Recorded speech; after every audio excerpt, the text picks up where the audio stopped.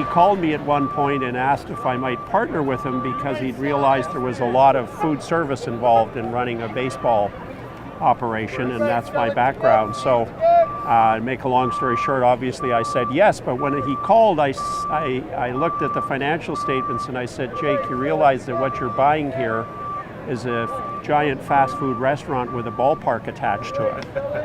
And we want to make sure the fan and the community have a great experience, and same with food service. So it isn't so much about profitability for us as it is the experience, but like all great businesses, because I know you're interested in the business story, yeah.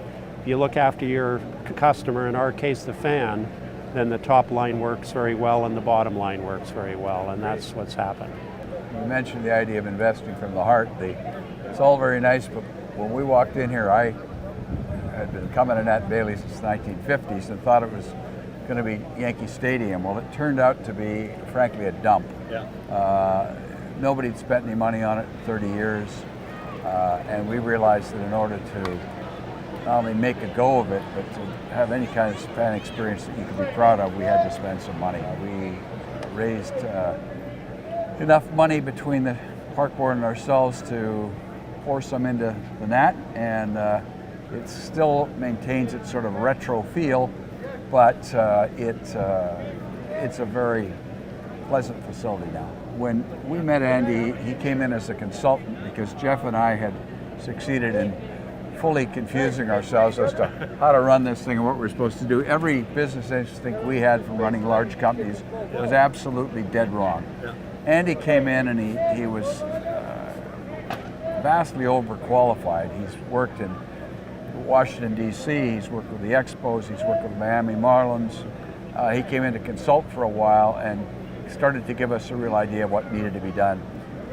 We were so impressed. We did everything we could to offer him a full-time job.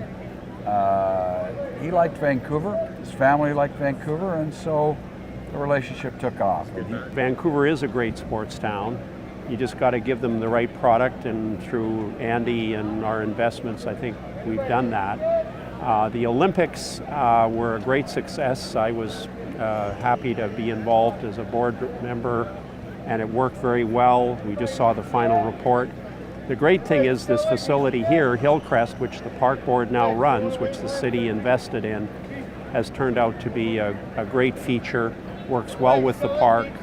And the Olympics were a great thing for the city and a great thing for sport, as you say, and couldn't be happier that they happened, and we're at exactly the right time for what we were doing. That's meant a great deal. Fortunately, the people who run the Blue Jays are old friends. Paul Beeston I've known since we were at university together, and Phil Lind is my old college roommate, but it's not really a fix. We were with the Oakland A's before. Excellent people. Billy Bean's a brilliant guy and good staff.